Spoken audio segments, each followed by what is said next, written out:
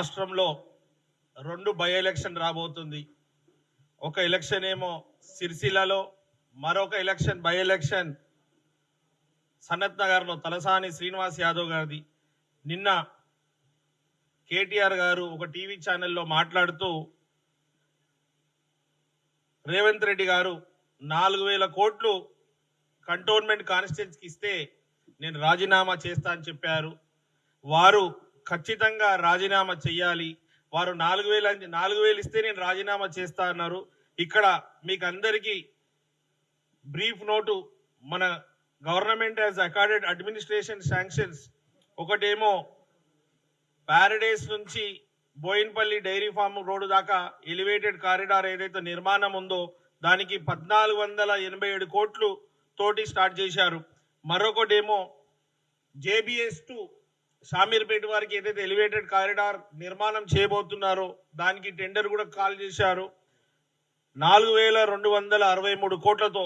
ఇది డేట్ వచ్చి 15/9/2025. 23/11/24 ఏదైతే 1,487 కోట్లు ఉండేనో అది ఆల్రెడీ పని స్టార్ట్ అయింది. ఇది స్టార్ట్ కాబోతుంది.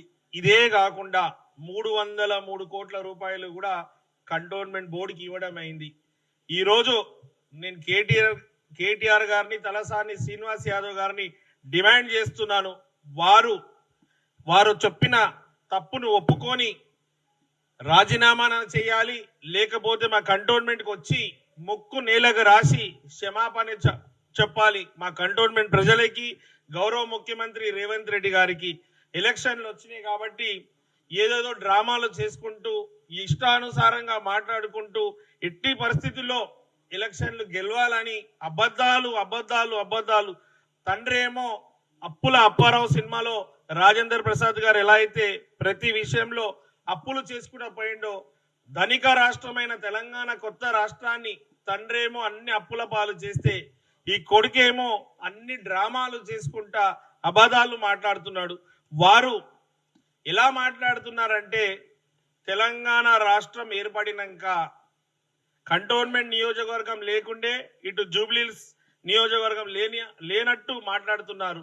వారు తెలంగాణ రాష్ట్రం ఏర్పడినప్పుడు వాళ్ళ తండ్రే ముఖ్యమంత్రి, వీరే మున్సిపల్ మినిస్టర్ ఉండే. 10 సంవత్సరాల్లో ₹1 నిధులు ఇవ్వలేదు, ఒక చుక్క నీళ్ళు ఇవ్వలేదు. వారు మున్సిపల్ మినిస్టర్ అయినప్పుడు వారు మాకు కంటోన్మెంట్ కి ఎన్నో సంవత్సరాల నుంచి త్రాగునీటి సమస్య ఉండే. ఆ సమస్యని పరిష్కారం చేయలే.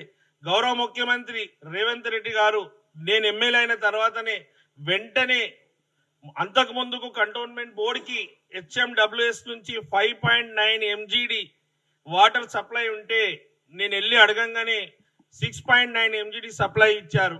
ఈ 6.9 MGD అంటే 18% వాటర్ సప్లై గత 10 సంవత్సరాలు బీఆర్ఎస్ ప్రభుత్వంలో ఇది గౌరవ ముఖ్యమంత్రి రేవంత్ రెడ్డి గారు కాంగ్రెస్ ప్రభుత్వం వెంటనే 1 MGD ఇవ్వడం జరిగింది. అక్కడికే కాకుండా వీరు నిన్న మొన్న ఇంకో విషయాలు కొంతమంది మాట్లాడుతున్నారు, టీమ్స్ హాస్పిటల్ కి రంగులేలే అని. వారికి తెలుసుంటే ఇక్కడ ఈ టీమ్స్ హాస్పిటల్ కి సంబంధించిన వర్క్ ప్రోగ్రెస్ రిపోర్ట్ కూడా తీసుకొచ్చాము. 70% వర్క్ కంప్లీట్ అయిపోయింది, ఇంకా 30% వర్క్ బ్యాలెన్స్ ఉంది. అది కూడా మార్చి లోపల కంప్లీట్ చేసి పేద ప్రజలకు వైద్యానికి అందుబాటులో తీసుకొస్తారని గౌరవ ముఖ్యమంత్రి గారు చెప్పడం జరిగింది.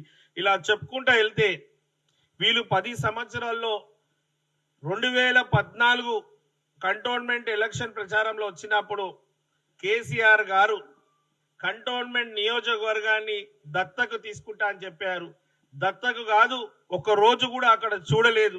10 సంవత్సరాల్లో ₹1 నిధులు ఇవ్వలేదు. ఏ మాదిరిగా డెవలప్ కాలేదు. SNDP ప్రాజెక్ట్ కింద కూడా మా కంటోన్మెంట్ కు వర్తించకుండా ₹1 పని చేయలేదు. SNDP కావచ్చు, HMWS కావచ్చు, ఈ మున్సిపల్ మినిస్టర్ ఉన్న కేటీఆర్ ఈ రోజు ఎలక్షన్ లో మాటికి కంటోన్మెంట్ కి ఏమైందని ఎందుకు అడుగుతుందంటే వారు 10 సంవత్సరాల ఏమి చేసిరని ప్రజలు ప్రశ్నిస్తారని భయానికి వారు ఏమి చేయలే కాబట్టి మాటికి బై